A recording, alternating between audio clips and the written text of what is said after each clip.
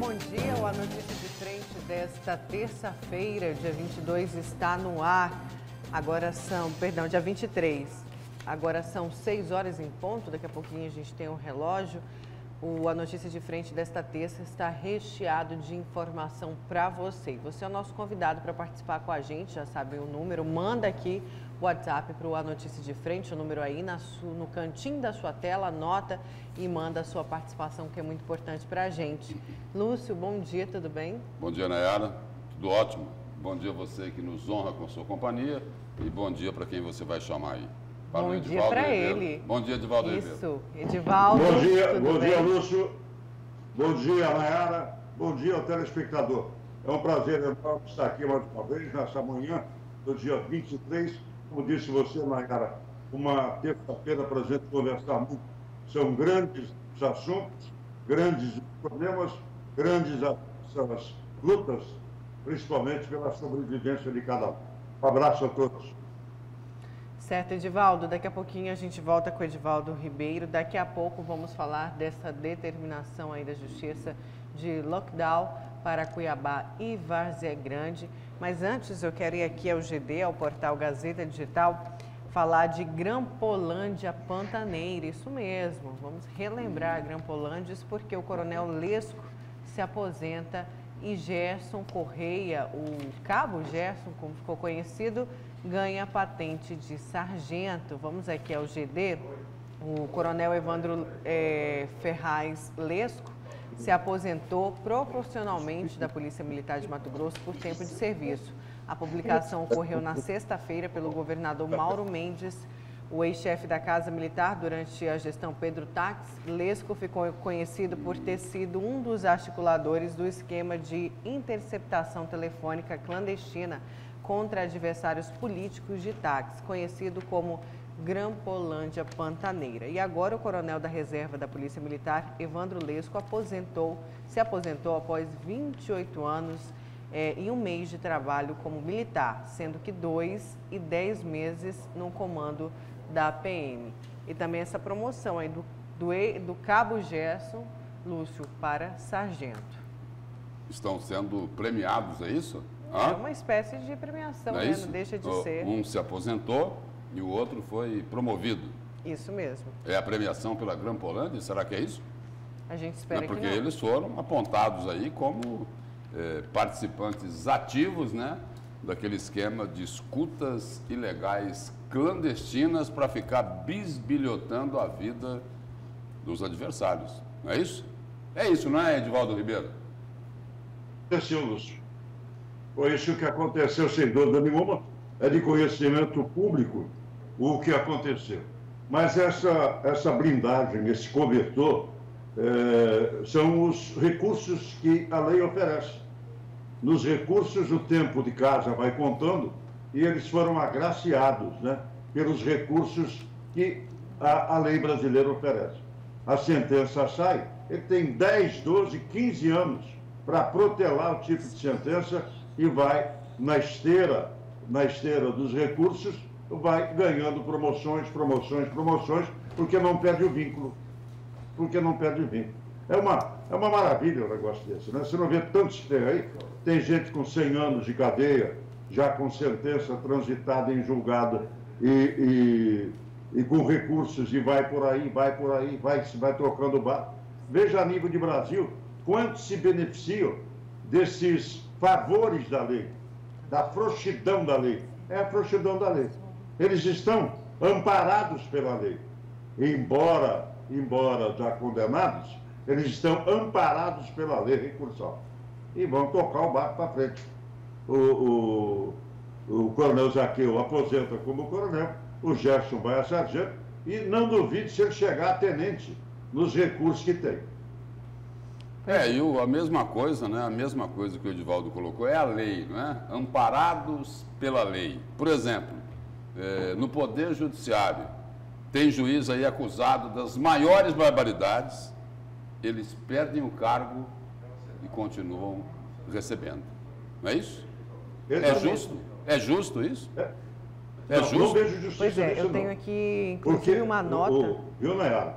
Diga. Porque o Zezinho, lá do pé da serra, quando é apenado, ele não tem nem dinheiro para contratar um advogado para poder fazer a sua série de recursos, a que ele tem direito.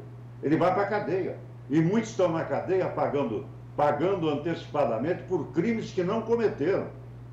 Tem gente, 1/3 de quem está na cadeia hoje, não só aqui no Estado, mas no Brasil inteiro, é de inocentes. Esse 1/3 é feito de inocentes. Tem inocentes pagando pena. E aqueles que devem não pagam pena. Não pagam pena. Essa é a nossa lei. Enquanto os nossos governantes não olharem para isso, mas eles fizeram uma lei para eles, né? Uma lei para servir de um colchão forte para eles, não é para o povo, fizeram para eles. Essa lei não era daquele senador? Daquele senador, e não sei o que e tal. Agora, a improbidade administrativa, se você divulgar coisas, fatos, noticiar, ou então mostrar foto, tudo é para favorecer a bandalha, tudo é para favorecer a bandalha. É nessas situações aí que a gente lembra de uma expressão bem antiga, não é, Edivaldo e Nayara? De que a justiça, ela funciona muito bem, mas muito bem para os 3 P's, não é, Edivaldo? Para o preto, para o pobre, eu vou falar um nome melhorzinho aqui, e para a prostituta. Pois é, o Edivaldo que lida diariamente, né? Lúcio, eu posso complementar. É preto, pobre e puta mesmo, que o pessoal fala. Né? Prostituta já é mais carinhoso a coisa. Né? É preto, pobre e puta. Está provado. No dia a dia, é só você rebuscar hoje o que aconteceu aqui em Cuiabá e Vargem Grande ou no estado na noite passada. No Brasil você vai ver fatos que são esses que pagam por aqueles que fazem. Ou a maioria que paga por aqueles que fazem. Olha, Edivaldo, e você presencia isso diariamente, né? No Cadeia, essa sensação de injustiça também que as pessoas acabam manifestando no programa. A gente viveu muito disso com a prisão pela Lei Maria da Penha do presidente da Ordem dos Advogados e no mesmo dia uma mesma pessoa que cometeu um crime semelhante, também enquadrado na Lei Maria da Penha, claro que não tendo aí o poder que ele tinha e nem o poder aquisitivo que ele tinha, acabou indo para o presídio. E a população contestou bastante isso, né? Será que realmente a justiça é para todo mundo? Será que a justiça do nosso país, ela realmente é cega? Ela realmente ela é justa para todos? E fica esse grande questionamento, essa sensação de impunidade que a população tem diariamente, infelizmente. O caso Leonardo foi visível para todo mundo, né? Leonardo, como presidente da Ordem, evidentemente, ele tem o escudo, tem um amparo da sua equipe de advogados. Quando ele foi até a delegacia, foi levado até a delegacia, ou foi espontaneamente para a delegacia, tinham 8 advogados. Aí eu pergunto para você, lá na Feira do Porto, um feirante, um trabalhador que levanta às 3 horas da manhã, 2h30 da manhã, para abrir a sua barraquinha, para abrir o seu mercadinho ali na Feira do Porto, às 4, 4h30, 5 horas. Se ele tiver uma dívida de pensão alimentícia ou de agressão Maria da Penha, você acha que ele vai ter essas benesses que o Leonardo teve? Jamais. Vai pro pau mesmo, não é outra coisa, vai pro pau. Mas os bacanas, Edivaldo, os bacanas e os figurões, quando eles ultrapassam, né, aquela linha que demarca entre o que é legal daquilo que é ilegal, é o seguinte, eles não gostam. Quando eles veem que a justiça pode enquadrá-los por aquilo que eles fizeram de errado, eles apelam, não é isso? Por exemplo, é o que acontece lá em Brasília hoje. A Procuradoria-Geral da República está apontando o uso da cota parlamentar por 4 deputados para divulgar atos antidemocráticos. É isso? Usaram dinheiro público. Essa é a denúncia da Procuradoria-Geral da República. São 4 deputados aqui que aparecem, Bia Kicis, Giga Peixoto, Aline Sleutes e General Girão. Tem até um general na parada aí. Então é o seguinte, eles teriam usado dinheiro público para divulgar atos antidemocráticos. E sabe o que é que a turma das fake news está fazendo? Só no mês de junho, os sites que pregavam esses discursos, essas mensagens antidemocráticas, só em junho apagaram 2.000 vídeos. Por que será, hein, Nayara Moura, que eles apagaram esses vídeos, hein? O que é que tinha lá? Quer dizer, ainda aparece lá, vídeo apagado pelo remetente. Ou seja, estão tentando, porque tem muito figurão envolvido, estão tentando fugir das barras da justiça. E aí o seguinte, foi divulgada ontem uma informação de que a Procuradoria-Geral da República está ligando, inclusive, um deputado de Mato Grosso ao uso de perfis falsos e atos antidemocráticos. O vice-procurador-geral da República, Humberto Jacques, responsável pelo inquérito que investiga o financiamento de manifestações ilegais, mirou na atuação de perfis falsos usados para a propagação de mensagens antidemocráticas, sobretudo na forma de hashtags. No despacho em que pede diligências, as diligências ocorridas na terça-feira passada, ele indica que parlamentares utilizam os chamados robôs virtuais.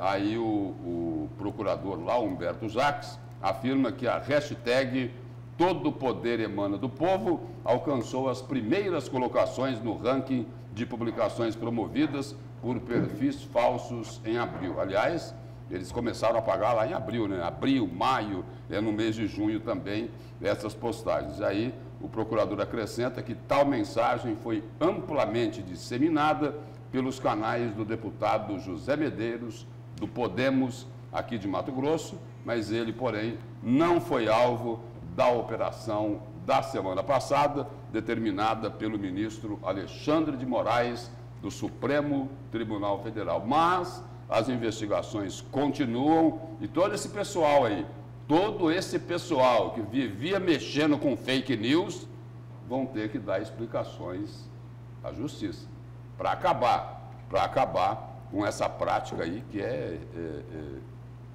vergonhosa. Né? Muito. É vergonhosa. Né? A liberdade de expressão é uma coisa, cometer crimes digitais é outra bem diferente. Vamos aqui a algumas participações. Vamos colocar aqui no WhatsApp. Bom dia, Nayara, Lúcia e Edivaldo. É muito fácil saber se a justiça é igual para todos. É só vocês me apontarem quem está preso desde que roubaram milhões e devolveram tostões do dinheiro público em cima da gloriosa delação premiada. Mais uma participação aqui. Bom dia, esse mundo velho não tem mais jeito, em especial Mato Grosso, os grandões que cometem crimes recebem prêmio, não são gestores que roubam, furtam, fazem delação e ficam riquíssimos, arrebentam com a saúde e agora nós pagamos a conta com isolamento, lockdown, parar de trabalhar, mas o bolso deles estão cheios e nós que, porque nós que enchemos o bolso deles, nós que apegamos com Deus ou ficamos na unha do cão, diz o Marco Vinícius de Várzea Grande. E tem denúncia chegando aqui também, viu? A gente vai apurar direitinho. Tem uma denúncia, inclusive, de que um vereador de Várzea Grande, Lúcio, estaria fazendo reunião em plena pandemia. Olha só, o nosso telespectador mandou, eu vou só ouvir daqui a pouquinho esses vídeos e a gente já coloca aqui no ar. Agora vamos chamar o Bruno Pinheiro, que o Bruno Pinheiro vai falar que a Justiça de Mato Grosso determinou lockdown em Cuiabá e Várzea Grande por 15 dias. Vamos então com mais detalhes com o repórter Bruno Pinheiro. Oi, Bruno, bom dia, tudo bem? Nayara, tudo bem sim, Lúcio, Edivaldo, bom dia. A decisão saiu aqui do Fórum da Comarca de Várzea Grande. Nas últimas horas, na verdade, na última sexta-feira, houve uma reunião, uniu a região de Cuiabá e Várzea Grande. Agora, ontem, mais uma reunião. E aí chegou o seguinte, nas redes sociais de Cuiabá e Várzea Grande, os dois municípios chegaram a divulgar ao longo do dia várias medidas mais rígidas, mas era por volta de 8 da noite quando o juiz José Leite Lindotti entendeu que as medidas ainda não eram suficientes e que outras decisões deveriam ser tomadas. Sendo assim, foi anunciada ontem mesmo que durante 15 dias haverá então essa quarentena coletiva, que é mais chamada como esse lockdown. O que seja isso?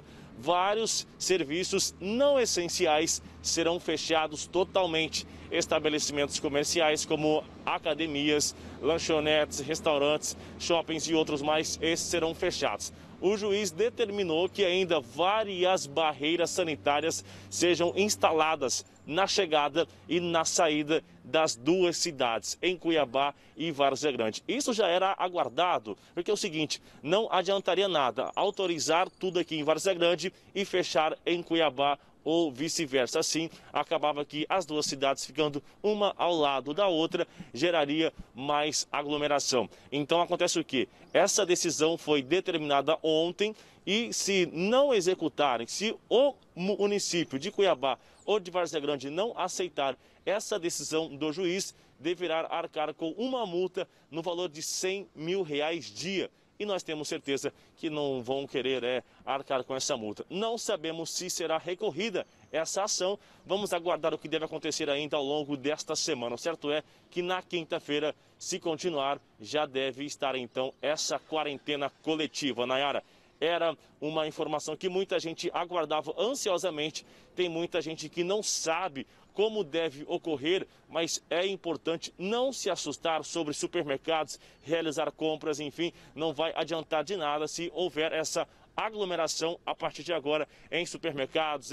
Tem muita gente reforçando o estoque de alimentação, não tem necessidade, vai dar essa oportunidade de todos se manterem e continuar se organizando. Agora vamos atualizar os números sobre a Covid em Mato Grosso. Nas últimas horas, cerca de 24 novas mortes confirmadas no estado, restando só falta 6. Chegaremos ao número de 400 mortes, é um número muito alto aí, infelizmente, nas últimas horas vem se tomando conta de várias cidades. Algumas cidades que durante esta quarentena chegaram ao número 0, agora voltaram com novos casos confirmados. Hoje são 10.270 casos confirmados e em relação aos leitos de UTI, 86,7% de ocupação. Sobre essa ocupação, o juiz também determinou que em Várzea Grande e Cuiabá, dentro de 5 dias, seja esclarecido e seja apresentado um planejamento de aumentar os novos leitos, já que informam diariamente que existem leitos, mas quando chegam lá, realmente é uma dificuldade de acessar esses leitos de UTIs. Então, é uma situação muito complicada. Internados são 425, entre esses 219 em enfermarias e 145 em leitos também do município, se falando em vários municípios do estado de Mato Grosso. Agora, uma outra situação que nós vemos acompanhando, inclusive ontem ao vivo recebemos aqui várias mensagens, não é verdade, sobre UPAs. UPAs lotadas. Ontem à tarde eu estive na UPA do Cristo Rei, que se tornou referência no atendimento à Covid aqui em Várzea Grande, mas Nayara, a situação é de cortar o coração. Um idoso, um homem de 60 anos, eu conversei com ele, ele chegou 9 da manhã, ele estava chorando e recorrendo à nossa equipe à esperança de receber um atendimento médico. Veja essa entrevista. Com dor de cabeça, pedi pelo amor de Deus, um remédio me deram. E aí eu tô aqui sozinho aqui, eu não sei o que eu faço, não. Eu tô muito mal, dor de cabeça, dor nas costas, dor nas pernas, dor nos braços. Eu pedi pelo amor de Deus um remédio lá pra mim ir embora. E eles não quiseram me dar, eles não querem me atender, mano. Só passei pela triagem só.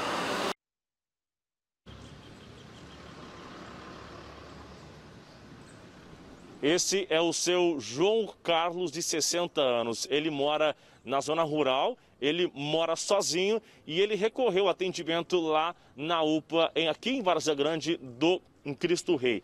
Em nota, informaram que o atendimento estava um pouco mais demorado que o normal sobre a superlotação, mas que todos seriam atendidos. O seu João Carlos chegou a ligar Nayara e Edivaldo, Lúcio, no 190, uma viatura da Polícia Militar esteve lá. O seu João Carlos não sabia o que deveria ser feito. Ele recorreu também à nossa equipe, à Polícia Militar, e mesmo assim ele não conseguiu atendimento ontem aqui em Várzea Grande. Agora, outra UPA que nós também recebemos mensagens, nossa equipe esteve lá, o repórter Giovanni Júnior, ontem à noite, esta reportagem no Balanço Geral Manhã, daqui a pouquinho, com o Alexandre Mota e toda a equipe aqui da TV Vila Real, ou seja, UPAs lotadas durante a madrugada, durante o final de semana, durante todo o dia. Então, realmente, olha só, olha a fila e aglomeração.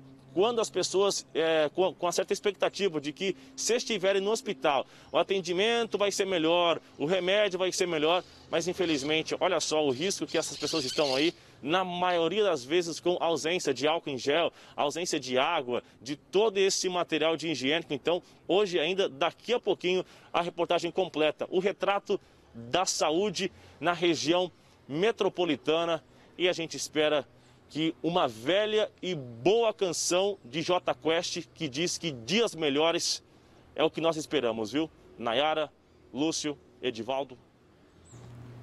Obrigada, viu, Bruno, pela sua participação.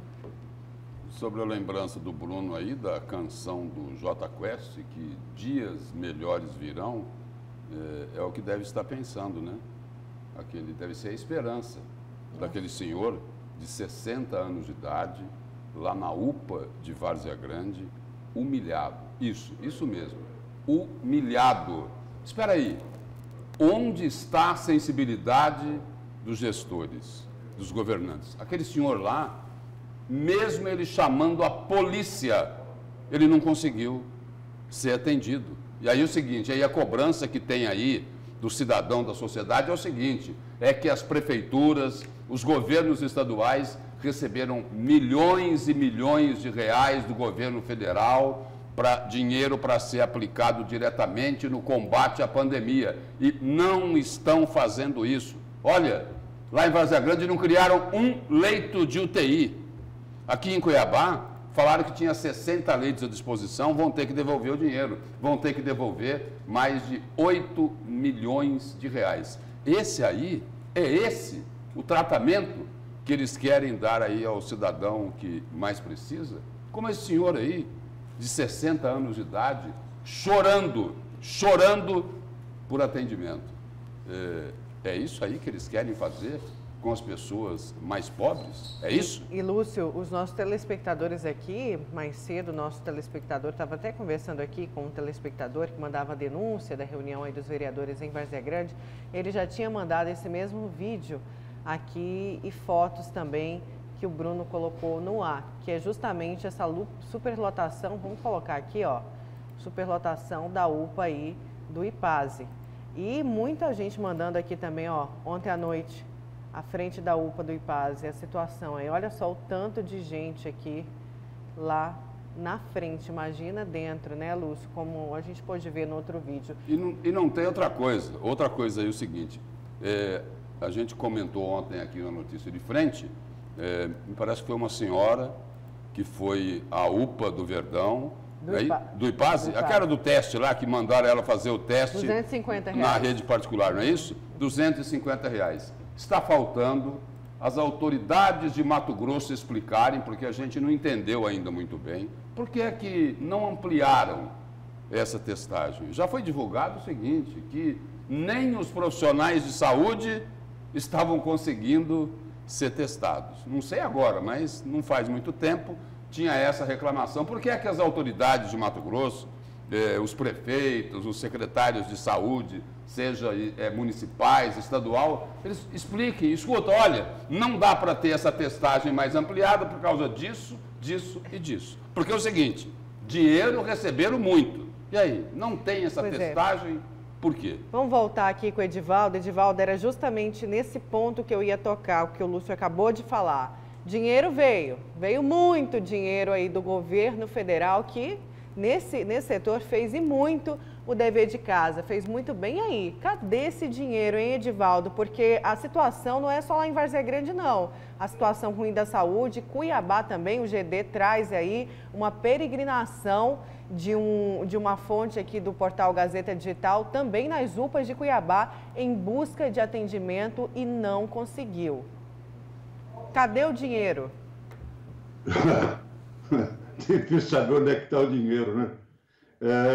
O dinheiro vai aparecer, né? Se houve desvio, se houver desvio, vai aparecer daqui a algum tempo, na ostentação de quem está no poder atual, quem está como detentor de cargos aí. Agora eu quero voltar na matéria do Bruno, que já foi comentada, e brilhantemente comentada pelo Lúcio, né? Da venda de esperança, né? Venda de esperança, um dia melhor virá e tal. Esse senhor, de 60 anos, de acordo com o Bruno, ele é sozinho, mora na zona rural e veio à busca de um tratamento ou de uma orientação clínica médica. Será que ele tem que ir aos prantos para mostrar, para regar, né, aos prantos, que as suas lágrimas possam regar essa desesperança da arraia miúda do povo brasileiro? Essa disparidade de tratamento, porque hoje nós nos encontramos na seguinte solução, na seguinte situação, e não tem solução. Tem dinheiro, mas diz que não tem gente para trabalhar. Tem dinheiro, mas que não tem leito, não sei o quê. Tem dinheiro, mas não sei o quê. E eu estou vendo, o Lúcio acabou de dizer, 8 milhões e pouco serão devolvidos, obrigatoriamente devolvidos. Mais milhões aqui que não foram empregados. Você tem a determinação do doutor Lindotti nessa decisão do lockdown ontem, de que Cuiabá e Várzea Grande tenham UTIs, tantas UTIs dentro de prazo de tanto tempo. Ora, será que a justiça, mais uma vez, vai governar? Será que nós seremos governados pela justiça só por determinação judicial? Será que é isso? Ou então pela sensibilidade? Pela sensibilidade. Esse senhorzinho de 60 anos aí, ele deveria ter prioridade. Ah, mas ele chegou, a senha dele é a 100ª senha. Pô, vamos ver a situação dele. Vamos ver a situação dele. Se ele pode esperar 100 pessoas na frente dele serem consultadas. Ou se ele, em 10 minutos, pode ter o problema dele resolvido. É uma questão de sensibilidade e de coração. Então, vou dizer uma coisa para você. A gente chega a um ponto, às vezes, eu vou citar mais uma vez aqui, de desesperança. Desesperança com o ser humano. Com o ser humano. Nós já estamos num momento difícil. Difícil não, dificílimo. A cada olhar para o lado, você vê um fantasma. Você vê um fantasma. E dentro desse olhar do lado, olhar para frente, vendo fantasmas, a gente se depara com pessoas que querem continuar com o caos, continuar com o medo e não buscar soluções. Edivaldo, infelizmente, o pobre, mais uma vez, é o marisco. É o marisco. Na briga da maré com o rochedo, é o pobre quem perde, é o marisco. Fica jogado na areia. Edivaldo, o que aconteceu com esse senhor lá na UPA do IPAS de Várzea Grande não é só falta de sensibilidade do gestor, do governante, não.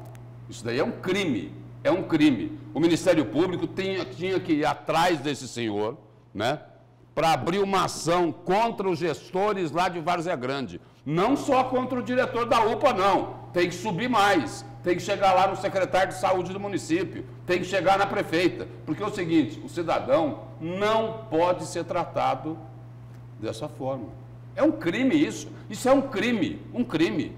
O Edivaldo acabou de colocar. É um senhor de 60 anos de idade, mora sozinho, na zona rural, foi humilhado, foi pisoteado lá na UPA, né? Na UPA do IPAS, lá em Várzea Grande. E acontece esse mesmo problema aqui também em Cuiabá. Não funciona nada. Eles receberam uma montanha de dinheiro e nada funciona bem. Nada funciona bem. E aí, voltando aqui, ó, o Bruno falou agora há pouco do lockdown, né? O Bruno falou do lockdown, da decisão da Justiça, o Edivaldo comentou, não é isso? Lúcio. E aí, Edivaldo, é o seguinte, você colocou, e aí a Justiça que vai governar?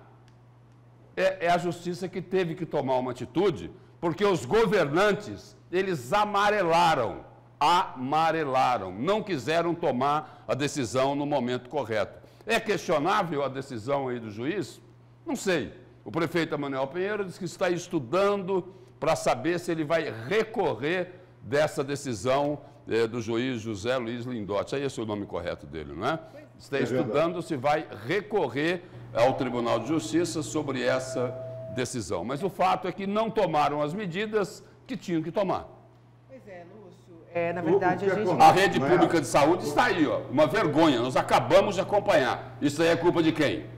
É culpa de quem? É culpa do Ministério Público, do Poder Judiciário? Não, os governantes também podem ter contribuído, mas os governantes é que tinham que ter feito a parte deles e não fizeram. Eles gostam de fazer discurso, propaganda. O que não falta é propaganda. Propaganda tem muita. Pois é, o que não dá agora é a população pagar com o lockdown, porque não foi feito um plano, não é isso, Edivaldo? O Lúcio tocou aí na questão do Ministério Público e da Justiça. E aí, também o pessoal está cobrando aqui. Por que eles não se movimentaram bem antes de chegarmos a esse extremo? Verdade. Nós temos tantos exemplos do Brasil, né? Nós temos algumas cidades do Rio Grande do Sul, nós temos Florianópolis como base, Florianópolis. Se tiver, eu não tenho os números de hoje, até peço para a Ariela passar para você, Nayara. Florianópolis é uma cidade com quase o mesmo número de habitantes, girando, né, no número de habitantes que nós temos aqui em Cuiabá. Semana passada tinha 10 óbitos. Então, fizeram o dever de casa antes de qualquer coisa. Tem Porto Feliz, do interior de São Paulo, que também fez o dever de casa.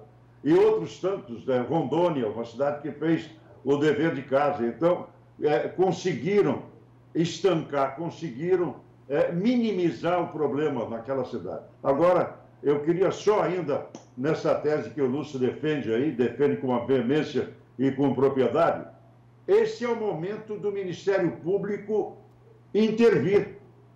Esse é o momento propício.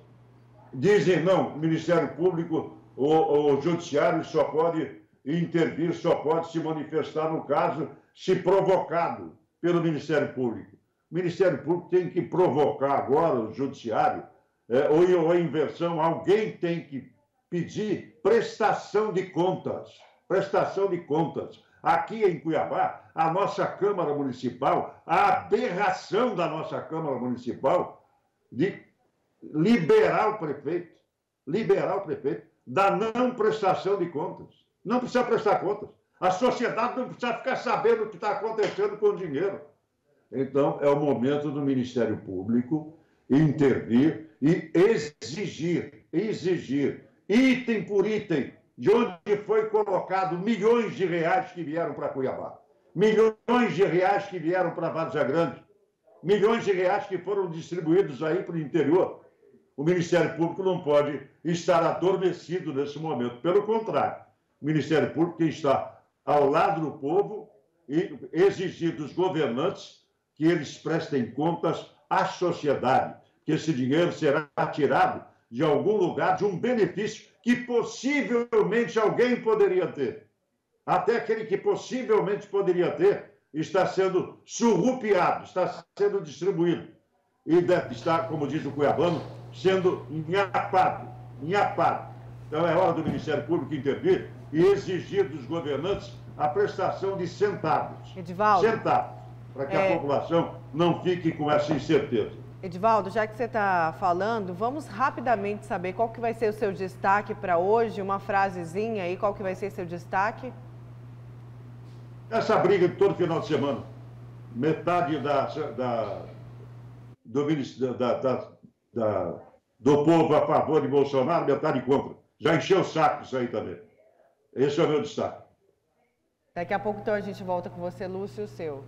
Meu destaque é o seguinte, dias atrás aí, semanas atrás, o governador Mauro Mendes falou assim, olha, o presidente Bolsonaro precisa largar dessa mania dele de ficar em tudo, ele fazer enfrentamento. Mas é o seguinte, o governador também não consegue ficar longe de uma briga. Arrumou mais uma aqui, arrumou mais uma e é bom ele administrar logo, né? A Assembleia Legislativa derrubou o veto do governador sobre aquele auxílio emergencial de R$ 1.100 para os professores interinos. E o presidente da Assembleia, Eduardo Botelho, subiu à tribuna e disse o seguinte: olha, eu quero mandar um recado aqui para o governador Mauro Mendes.